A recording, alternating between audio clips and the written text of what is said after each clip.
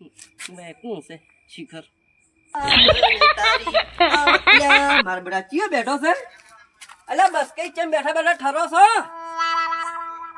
અલ્યા ઠસકઈ મારું બેટું આ અંબાલાલ મહારાજે આગાહી કરી હતી ને એટલે મારી બેટી બધી જમીન પલાળી નાખી છે.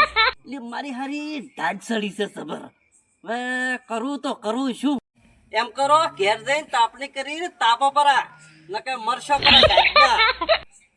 અલ્યા ઠસકઈ તમારી વાત સાચી છે પણ મારું બેટું આજકાલનો હવે જો હવે પહેલા તો આપણા કંઠિયાના જમાનામાં યાત્રા હેડ તો હવે મારા બેટા નરેન્દ્ર મોદી લ્યો મફતના ગેસના બાટલા કાઢી નો ત્યાંથી કેમ તાપણી કરી ગેસના બાટલા ઉપર તાપવા જ તો મારું બેટું બિલ સડી જાય વધારે તો થઈ રે તો ફેર ભરાવા જવું પડે.